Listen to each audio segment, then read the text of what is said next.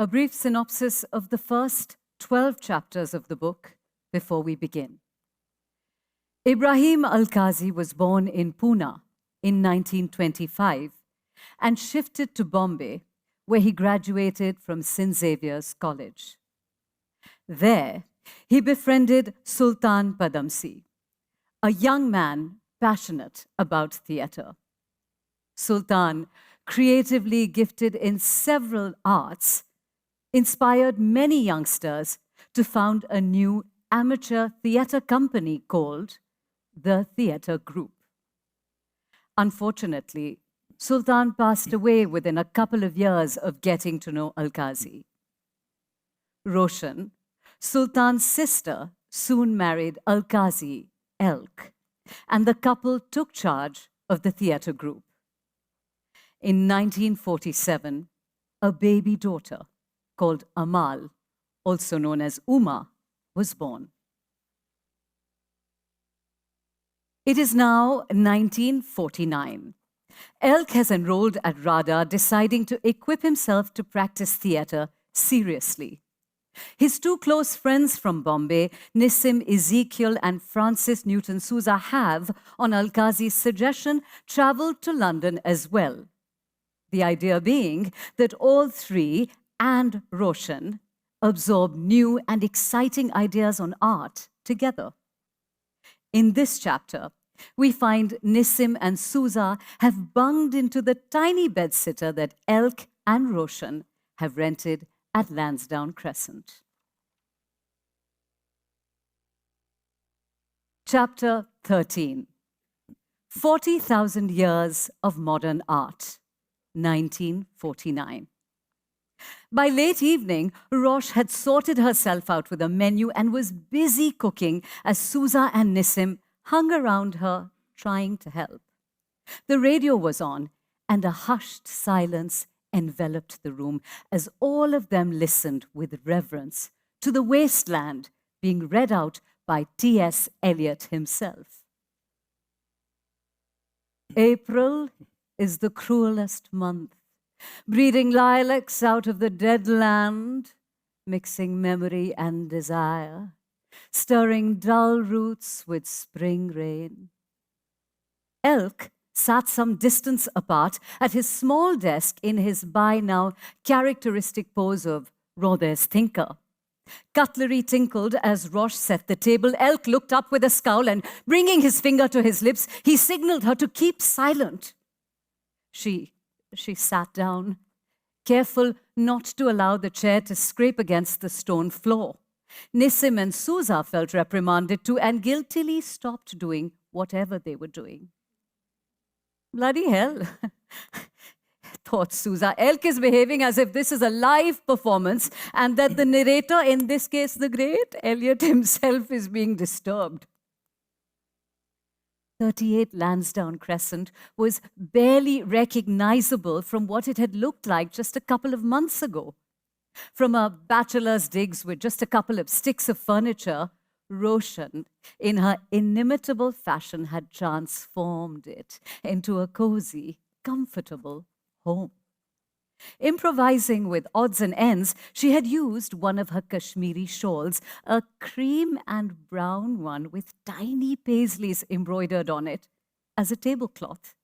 In the center, she had placed a jam jar with a few flowers that she'd picked up on her way home. The table was set with an assortment of crockery and cutlery, a few bits that Rosh had brought with her from Bombay, and some plates that Elk had picked up from a Salvation Army shop. These comprised their very elegant dinner service.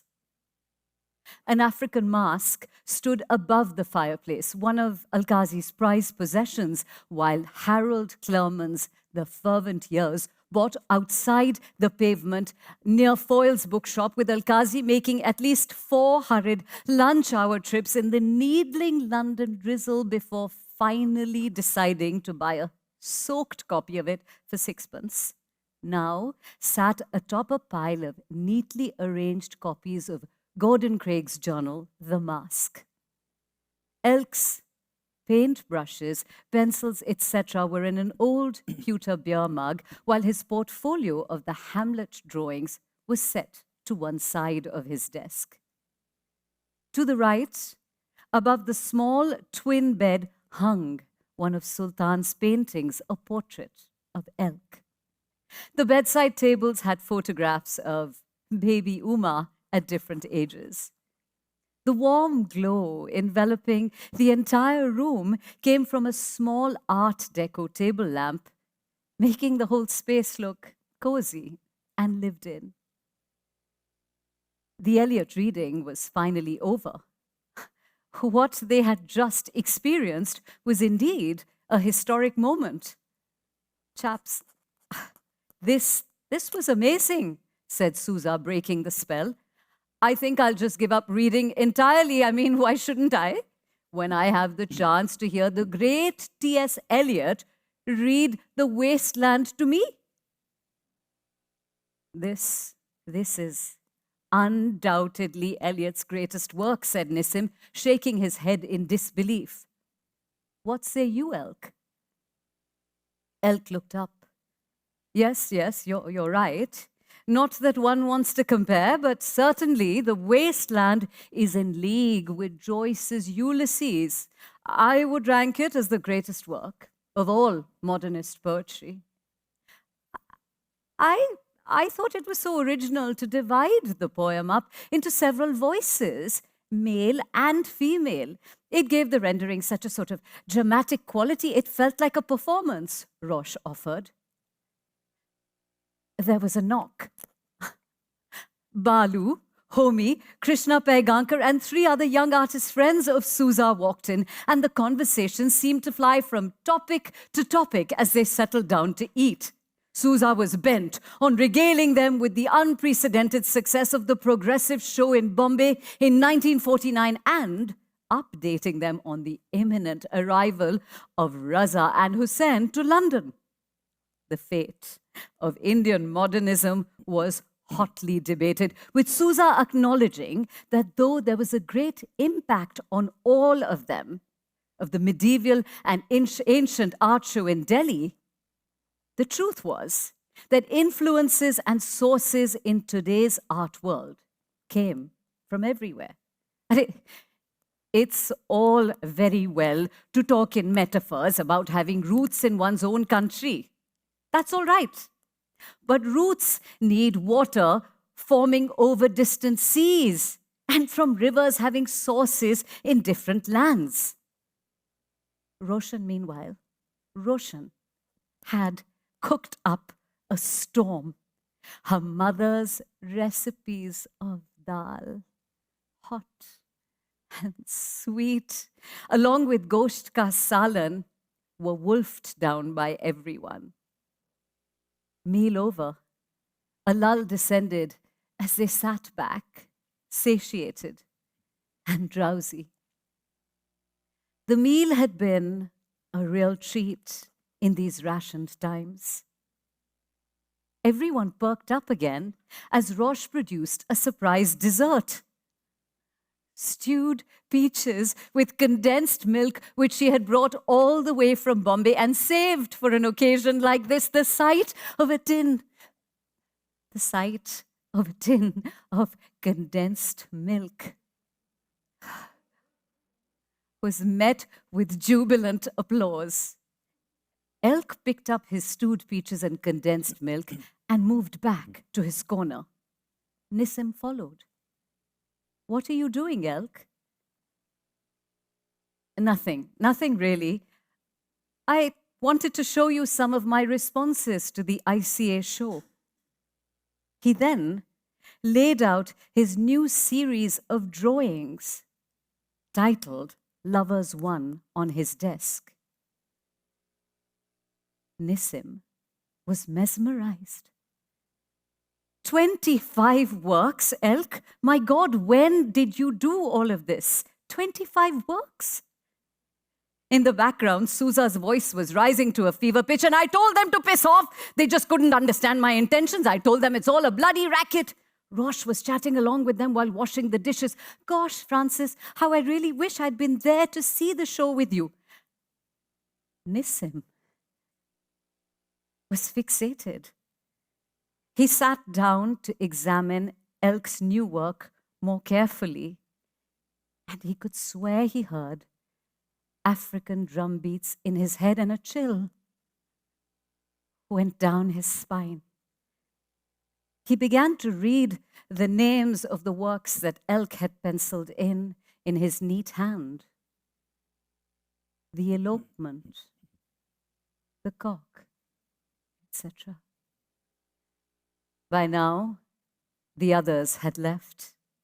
Elk too had quietly slipped off to the bedroom and fallen asleep. Sousa and Roche joined Nissim around Elk's desk, and Sousa picked up one artwork after another and carefully put them down. Roche, Elk has a wonderful potential for creating in line and color. His drawings are deliberate and powerful, and the linear quality is the best I have seen. I promise you he will make a substantial contribution to Indian art, to contemporary Indian art. Roche looked down, carefully arranging the works back in the portfolio.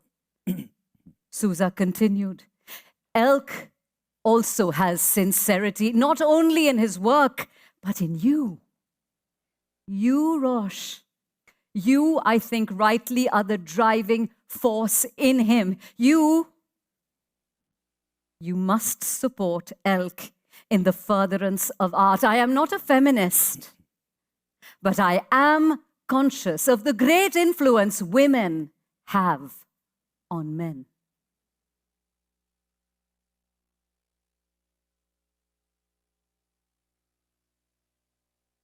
Alkazi has returned to Bombay after completing his studies in England. He has immediately launched into conducting intensive workshops for training in different aspects of theatre. For members of the theatre group as well as audiences, the kind of modernist productions mounted by Alkazi have never been seen before. Neither has Bombay ever witnessed the thematically controversial plays that championed the cause of the new independent woman, of playwrights like Ibsen, Strindberg, Chekhov, or reinvent history or myths in contemporary terms like Eliot, Camus, or Ennui. In this chapter, Alkazi is rehearsing T.S. Eliot's Murder in the Cathedral at the Institute for Foreign Languages, for which he has asked his artist friend M.F. Hussain to design the masks and the sets. Chapter 18. Life quickens into art and in turn enriches life. 1953.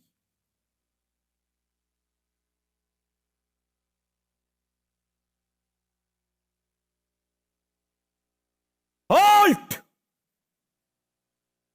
A voice rang out from the darkness, and in a moment, Alkazi emerged from its velvety folds with both arms raised. Making his way to the magic circle of light, he took his place center stage, the actors scattering to make space for him. There is only 1 week until the performance, my dear friends. But even at this late stage, I want to reiterate, and I will repeat to you what this play is about, what it is essentially about. Because what we have seen here today is unacceptable. Unacceptable, he wrote, bringing both his arms down sharply with a thwack to his sides. Alkazi took a step forward and kicked one of the crates lying there to emphasize his point. It fell short of Firoza Cooper's feet. The young actress winced and stepped back to avoid becoming its target. Silence. Alkazi immediately sprang to her side and put his arm around her. I hope you're not hurt, Labu. I'm fine, she demurred. M.F. Hussain, Elk's artist friend, who had been sitting next to him during the rehearsal, noiselessly crossed his long legs, glancing towards Roshan, who sat behind him. Feeling uncomfortable, Hussain was not quite sure whether or not to make himself scarce. Barefoot, his long toes curled in and out. What we have just witnessed is a performance of tired, exhausted, worn out, old women. Uninspired, lacking in thrust and energy. Walking to the back of the hall through a series of pillars, Alkazi turned back with a dramatic flourish to face the actors. Now, in full throttle, his performance was approaching its crescendo. Murder in the Cathedral is about martyrdom. The play is a demonstration of the act of martyrdom. And the author has to take it for granted that the audience, in order to understand the full significance of the play, is aware of the pattern of religious belief within which it is possible to contemplate such an act. Murder in the Cathedral presents Thomas Becket as a martyr in will and in deed, with mind and heart purified in order to be made an instrument of the divine will. The actors had never heard a person talk with such intensity. Eyes gleaming, Alkazi's passion energized them and made them feel like they could achieve what he was asking of them. Now his eyes panned in an unblinking stare from one face to the next. Meli Gobai, Manohar Pitale, George John, and finally coming to rest on Minu Choi, who was playing Thomas Becket. Thomas is a passionate and fiery character who cannot be played apologetically. His part sizzles with the passion and poetry of his life. A saint of the type of Thomas is one who burns with fervor and is consumed by an idea. Becket must be shown to be vividly alive. He does not walk through the play in a religious trance, pontificating. His eyes, his hands, and his entire body are not dead in a stupor. They're all magnificently alive. Thomas, therefore, has to be played on a huge scale. A titan, a giant among giants, not an awkward and diffident country priest.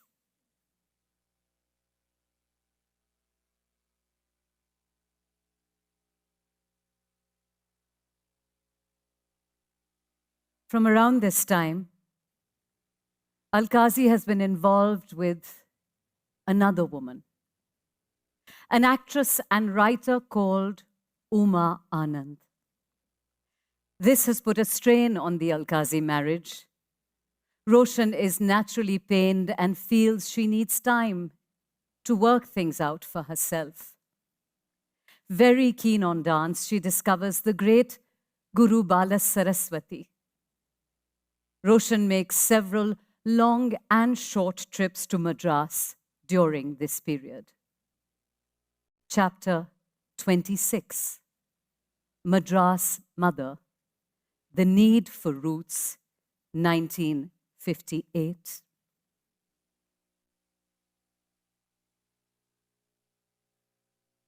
As the train sliced through the landscape like a knife, Rosh could feel the relentless onward movement of her life towards unknown destinations. The last few years had been eventful, and now, as she sat there in the second-class compartment with only one lady co-passenger asleep in front of her, Rosh, for the first time ever, was about to bring in the new year, 31st December 1958, entirely on her own. Sitting on the cusp of the new year and waiting for the minute hands on her wristwatch to perfectly align themselves one on top of the other, a sudden gust of wind swept into the compartment, unleashing Roshan's hair from its hairpin and allowing her to experience a rare sense of abandon and release. Roshan could not believe that it was only the previous year in July that she had made the same journey from Bombay to Madras with the children. Today, as I pen these lines, I ask myself where my mother found the courage to make such a momentous decision to simply take us out of school and put us on a train with her to a city she had never visited before and where she knew no one. And why? Why had she, this time around, opted to leave us children with my father and make the journey on her own?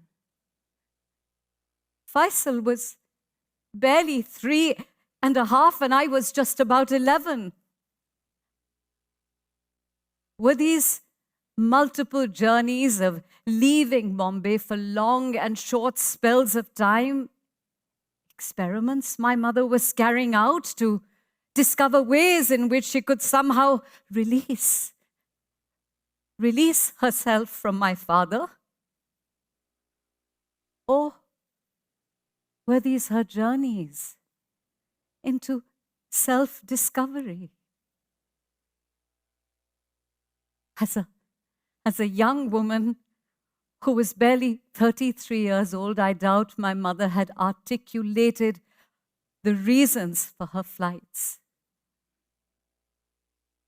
All she knew was that she was experiencing a dull pain.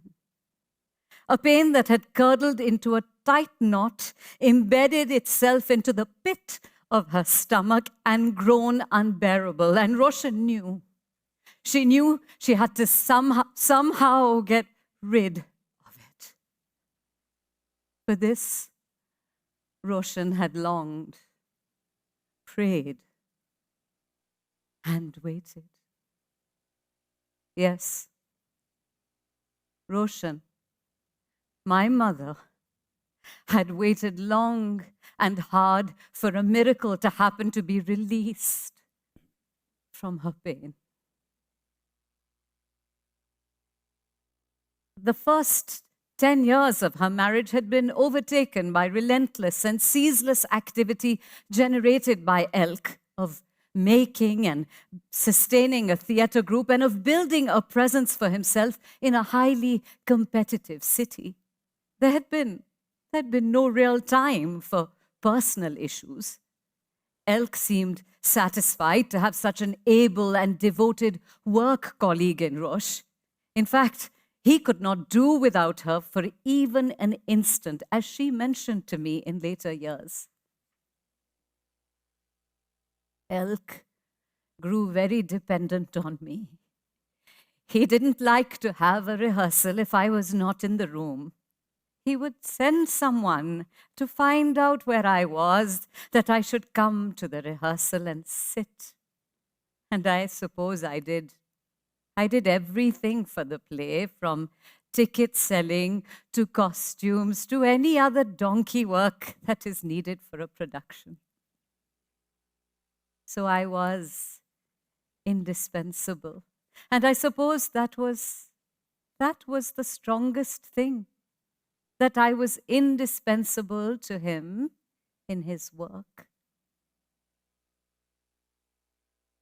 But that was not the only role Rosh wished to play in life.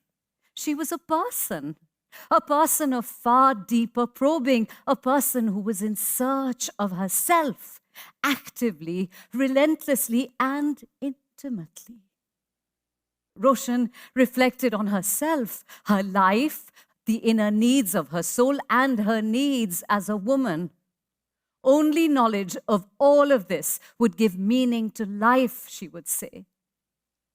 She was also an avid and eclectic reader of not just fiction and poetry, but also works that opened up new ways of understanding the human mind and human behavior. Psychoanalysis, especially the unconscious and inner world of dreams, fascinated her. Freud, Jung, Adler, and of late, the new books by Simone de Beauvoir that voiced a radical new philosophy, existentialism, where the ideas of free will, desire, rights and responsibilities, and the value of personal experience were explored through the lens of gender. In The Second Sex, Beauvoir opened up a Pandora's box on subjects like marriage, partnership, and fidelity, provoking Roshan to look beyond the conventional understanding of marriage. She sought to involve her husband Elk in the exploration of these exciting new topics. They had intense discussions regarding the new kinds of relationships between men and women that bore little resemblance to the prudish Victorian marriage standards of the day. Roche cited that de Beauvoir and Jean-Paul Sartre had entered into a lifelong soul partnership that was sexual but not exclusive, nor one that involved living together. What do you think, Elk? Is it actually possible to agree to your spouse having other relationships? Maybe de Beauvoir is right. After all, who has made all these rules about marriage? Roche, please, this is utter nonsense. This is too embarrassing. Please stop. Besides, it is all theoretical. Let us get on with the job we have in front of us. Don't we have to go to the rehearsal now? Elk was always evasive. Roshan's discussions on marital fidelity clearly unnerved him. He wondered if Roche had come to know of his growing closeness to Uma Anand. And if so, should he bring it up and make a clean breast of it? He did not like to be so secretive. It made him feel somehow unfair, impure, and dishonest. And the last thing he wanted was to be dishonest with Roche. At night, however, as they lay in bed, Roche would once again, in all innocence, return to the thoughts that had been occupying her mind. You know, darling, I read another bit in The Second Sex which mentioned that women are as capable of choices as men and can take responsibility for themselves and choose their own freedom. That's true, thought Elk. Uma, as a married woman, was independently deciding the steps she was taking with regard to her relationship with him. And if he did not feel Uma was wrong for loving him, then could Roche not do the same too? Surely, she too should be able to choose her life and her partners. After weeks of internal torment and debate, Elk finally confessed to Roche that he cared for Uma, but in no way did it diminish his love for her, his wife, and the mother of his children.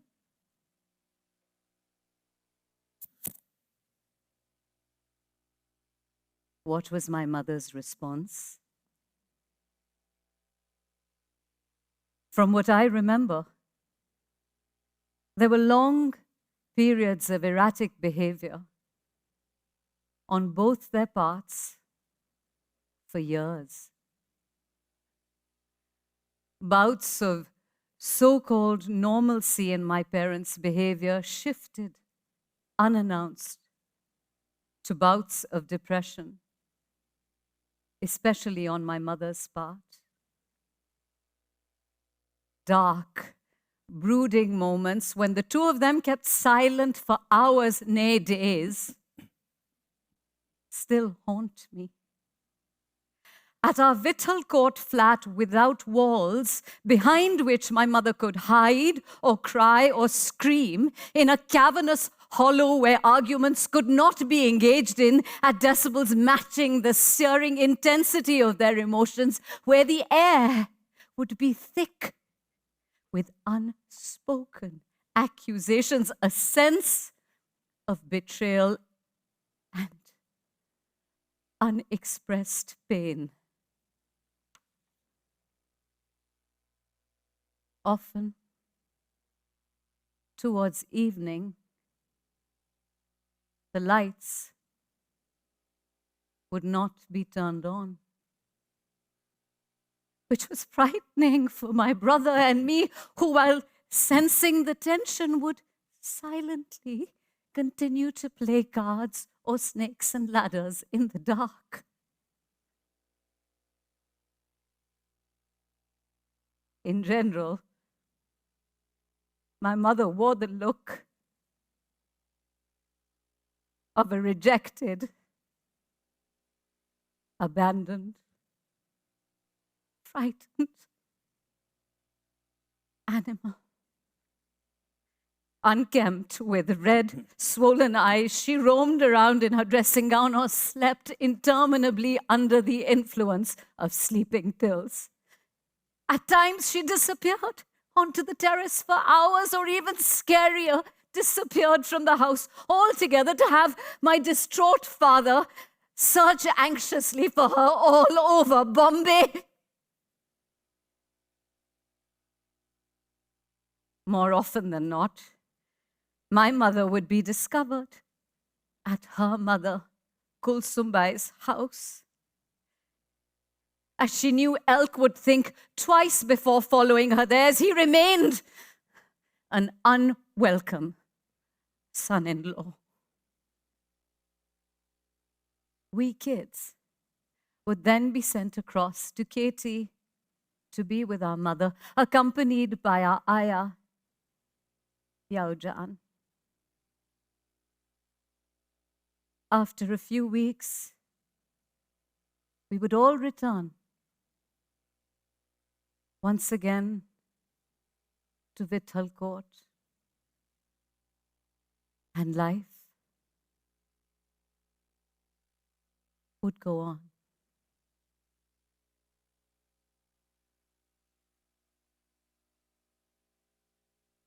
Around this time, Alkazi had shifted the theatre group headquarters to the Bhulabhai Desai Institute, where a large number of artists, painters, dancers, musicians had their studios.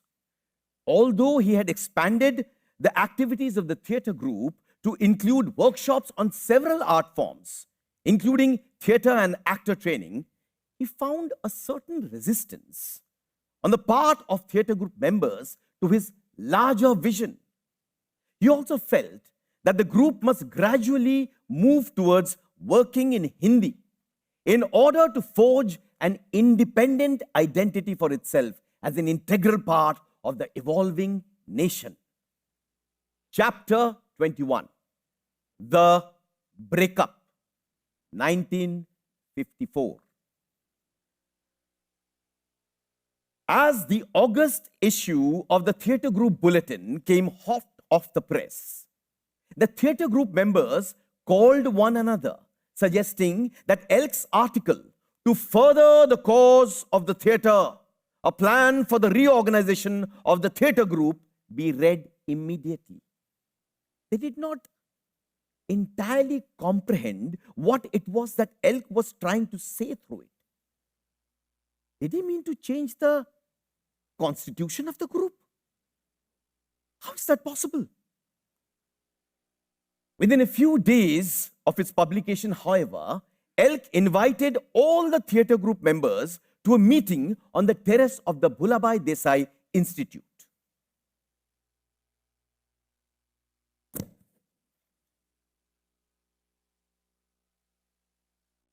The rain had abated. The terrace was still wet. The air tangy with a taste of salt. Several stood watching the sunset, which today appeared to have set Bombay aflame. At 7 p.m. sharp, Elk briskly walked up the steps to the terrace, followed by Nissim and Roshan, who took their place with the rest. Elk nodded greetings to a couple of theatre group members and seated himself in front to face them. All naturally fell silent. Looking stern and preoccupied, Elk deliberately left a pause, as if gathering his thoughts. Of course, this was not so, as he knew exactly what he was going to say. In a few moments, his voice rang out in clear, sharp tones. By now, most of you might have read my article in the August issue of the Theatre Group Bulletin. In that, I have asked the group to reshape its entire policy and organization. The reason being that I feel it is important that from time to time we should reshape and reorganize our ideas, because that way the group becomes a live, growing, developing organism and not a fossilized institution. Today, our experience and understanding of the theatre are deeper than what they were several years ago. Those same old ideas have served their purpose. We have outlived them. What I am suggesting is ways in which the group can be fully mobilized, as it were, to play its rightful part in the Indian theatre movement. How then can the group play a more direct and dynamic part in shaping ideas concerning drama and theatre in the country? By setting a standard, by creating and establishing a tradition. A long string of artistic successes does not constitute a tradition.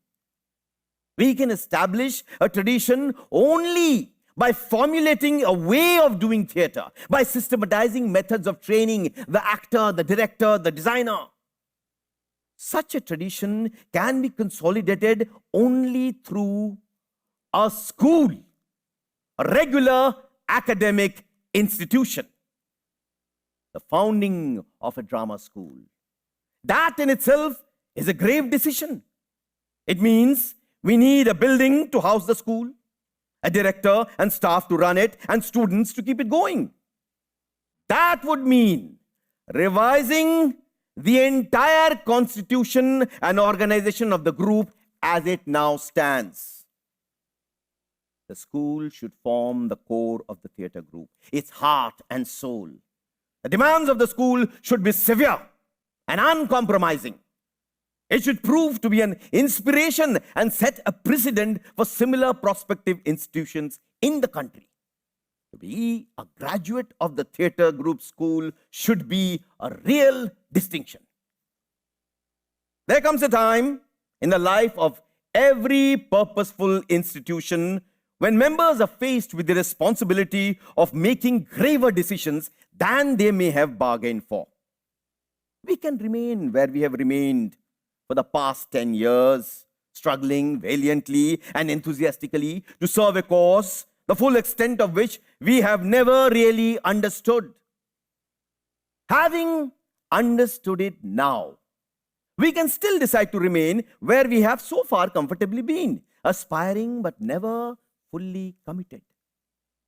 But if we are to be honest with ourselves and sincere when we say that our purpose is to serve the cause of theatre in all its various aspects, then there is no other way for us to be but fully committed. This is our responsibility. We cannot shirk it. Through the years, we have watched, not without misgivings, our shadow outstripping us. Today, the prestige and status of the group is greater than the group itself. The group must begin to live up to itself. A deathly silence engulfed the gathering. A few people coughed uncomfortably. Then Elk asked rather democratically, "Any questions?" A lone voice of a woman piped up. It's all very well, Elk, to say we will take up the responsibility of running a school, but we need teachers. Besides you, where are the teachers?" A good question, Firoza. So that's exactly what we want to do. Train some of you to become teachers. Elk responded with a gentle smile. Firoza being one of the most dedicated and talented of the group. In fact, she was the secretary of the group. But then, what will happen to the fact that we are a group that mainly stages plays? Most of us want to act, to direct. As you can see, Firoza, we are doing plays. But through them, we are training you to act, to direct, to design all aspects of theatre.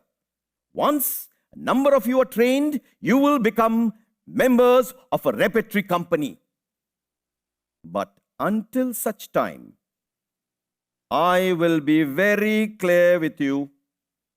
There is only one way for us to do theatre, and that is to be trained professionally. I am trained to do theatre, and I have set down a pattern and developed a course. And frankly, I think there should be only one director in the theatre group. Sylvie Dakuna, who could no longer restrain himself, stood up and blurted out, "Well, I don't agree with that. Bobby started the theatre group, and I think the idea was that we should fan out and everyone should be involved. Some will direct, some will do set design, someone will act, and so on." No! No! No! Elk retorted categorically. "I am sorry. The kind of stuff being done is not the kind of theatre I believe in." Elk's answer seemed to have unleashed everyone's tongues, and everyone began speaking at once. Meli Gobai, sitting at the rear of the group, sprang up and shouted above the rest, "Excuse me, Elk. You talk about your beliefs in the theatre and all that, and all the time we listen. All these things are so high-sounding, but that is fine. But theatre is also a human kind of thing. And all this other stuff that you talk about is just a facade." Elk, unable to tolerate this insolence, was beside himself with rage. He boomed, "Facade? Facade! What do you mean, Gobai? It is not a facade. It's a reality. It's my life. I put my life into this. I have put my entire life into theatre. And you call it a facade?" Alec and Sylvie, who were too young to grasp the enormity of the proceedings, began to giggle, as if this was a schoolboy altercation.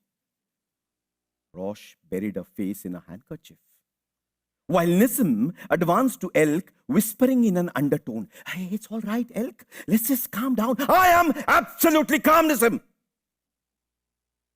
But let it be said in no uncertain terms that in one institution, you cannot have two approaches. So you all should make up your minds. Decide. Anybody who wants to work with me, either you come in your entirety or you go in your entirety. I know people will want to have a foot in both camps, like we will act with you from some time to time. No! I say no! Make up your minds, because it's not a question of just acting with me. It's a question of being part of a movement, being part of a concept of what the role of theatre is in society. I am resigning from the theatre group. I am starting the theatre unit. Those who want to join me can join me. Those who don't want to need not. With that, Alkazi walked out.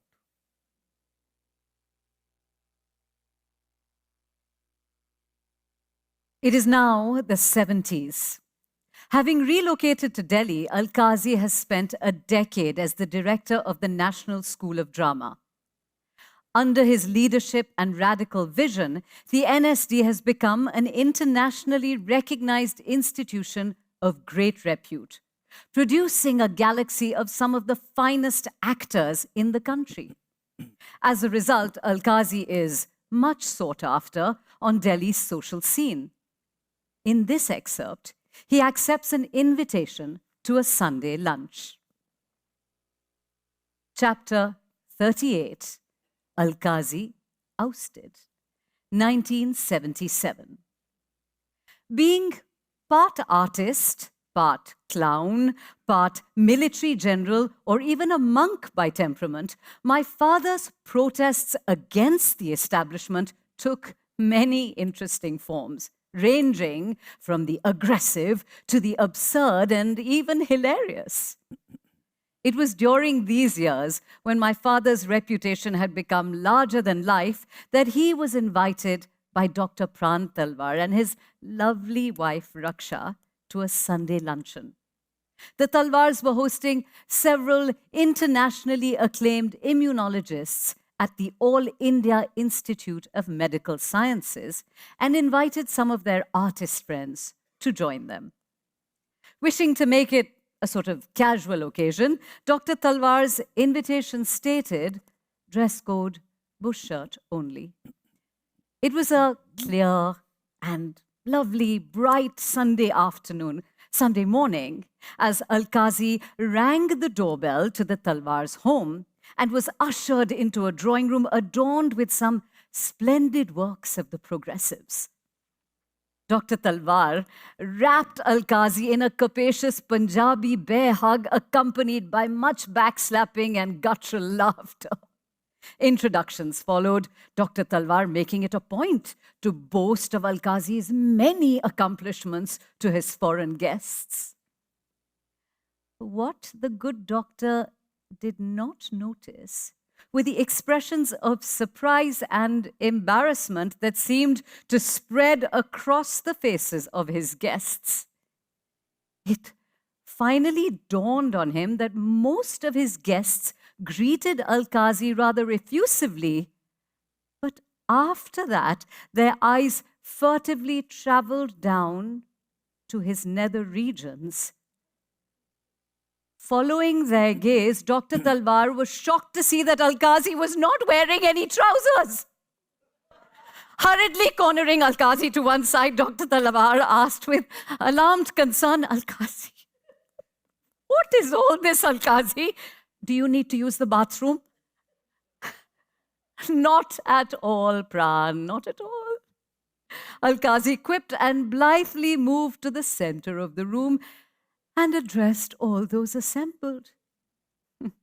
You see, my dear friend Pran, I came dressed as you advised. Your invitation card clearly mentioned bush shirt only. After a momentary pause, the entire gathering burst into laughter. You know, playing pranks and indulging in rather crazy, outlandish behavior was my father's way of releasing tension. Clowning was a way of cutting himself down to size in order to erase the image people had of him of being too solemn, too reserved, or downright arrogant. And being a consummate actor, my father's jokes and pranks were superbly timed, feeding into his undoubted charisma and mystique.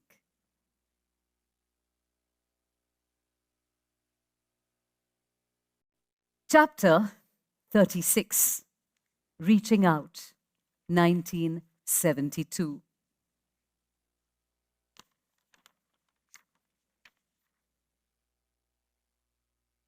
Living in Delhi and moving through the corridors of power, Alkazi was appalled. He was appalled to find people ingratiating themselves with their senior officers, feeling the need to be favored by an inner circle.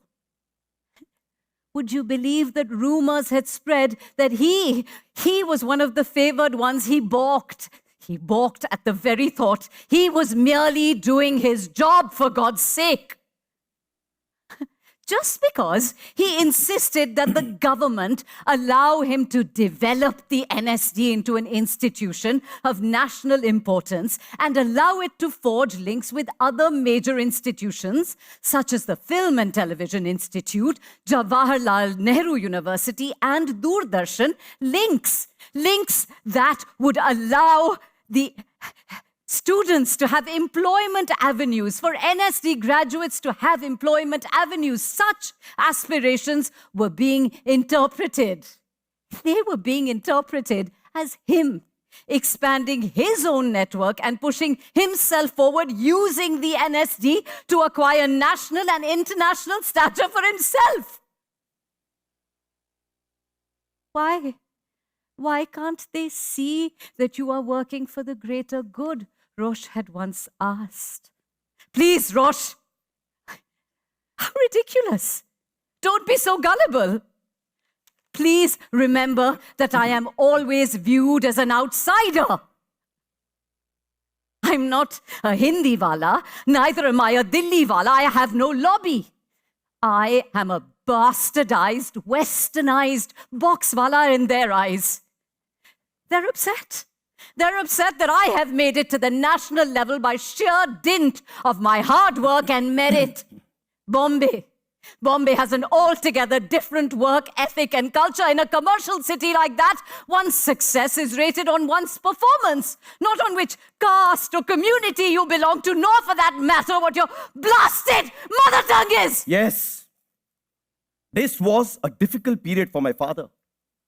He frequently complained of feeling let down and listless, his previously buoyant spirits and optimism flagging. He also often complained of being unable to sleep well at night and experiencing terrifying nightmares. It was true that he had become more suspicious, not knowing whom to trust any longer and having the distant feeling that people were conspiring against him. A kind of paranoia had set in, and it began to be said that he carried his resignation letter in his pocket at all times, threatening to leave the institution at a moment's notice. Pushing such thoughts aside, Alkazi crossed the lawn towards the Meghdut theatre for his rehearsal of Tughlaq.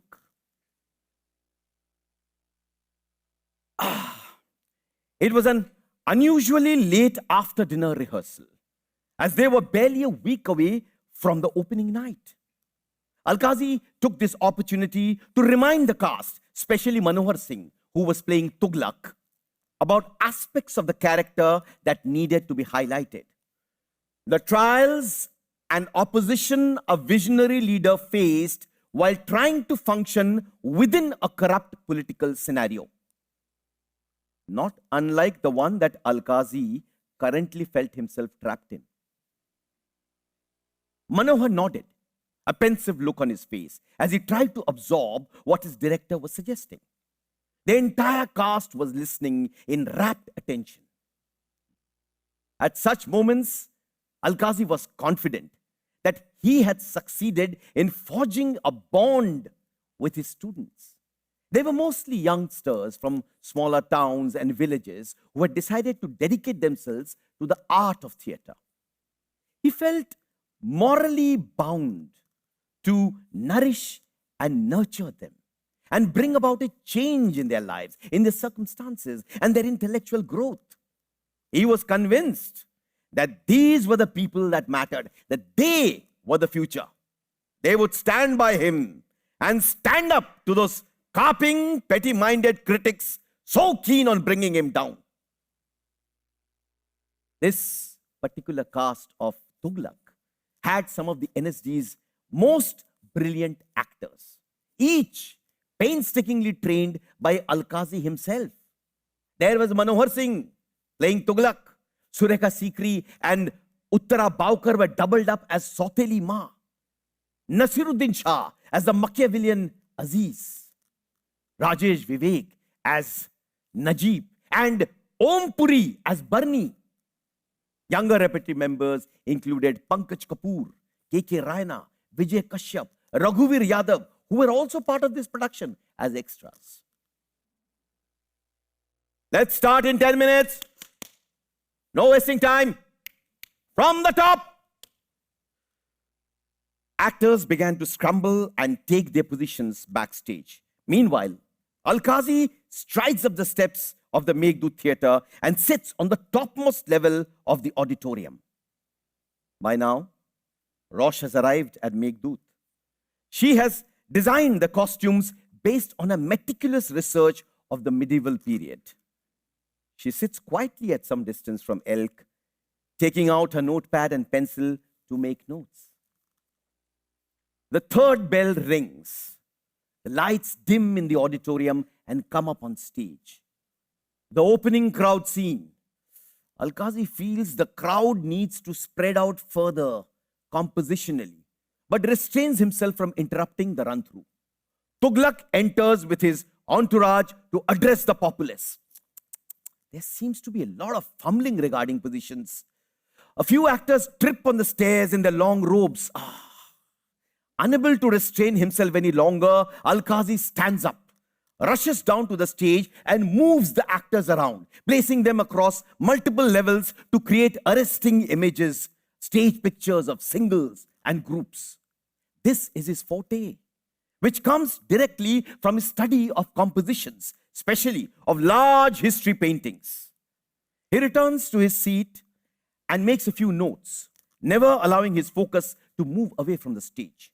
He signals for Rosh to join him. Something has to be done about the turbans, Rosh. They're just falling off, and the costumes, the actors are tripping.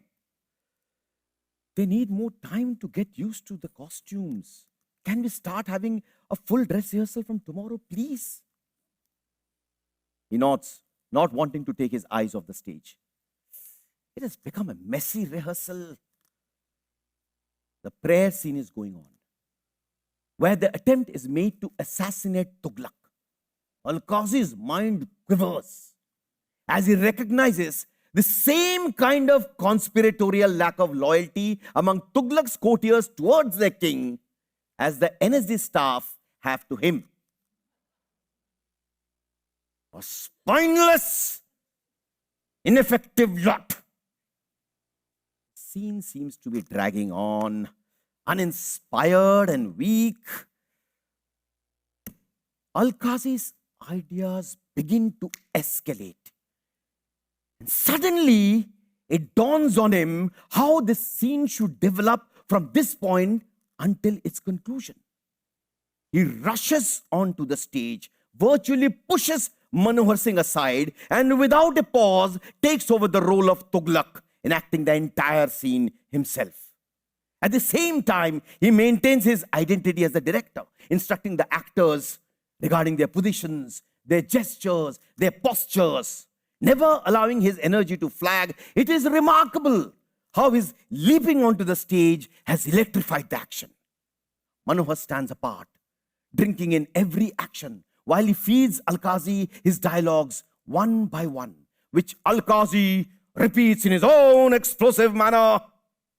And then suddenly, Alkazi grabs the dagger from one of the courtiers' kamarbands and swivels to face Sheikh Imamuddin, grabs him by the collar with his left hand and throws him down to the floor.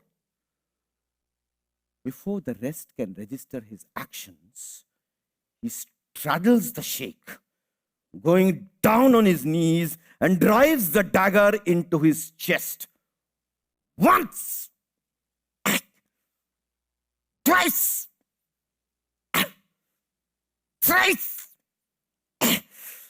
repeatedly, over a dozen times, till one of the courtiers shout, "Janab! वो मर चुके हैं!" Elkazi continues his thrusts, simultaneously shouting out, "Blackout! Fast! Fade out!"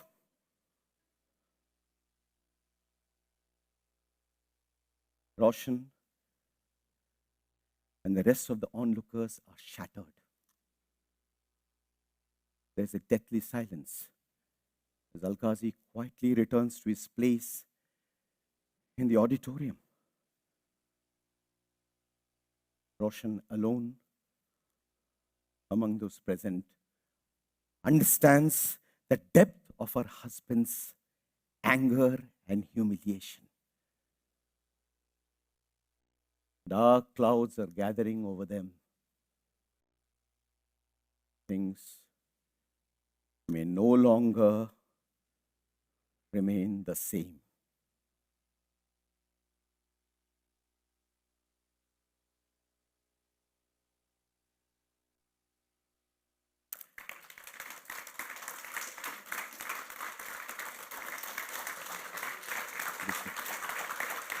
You do this, right?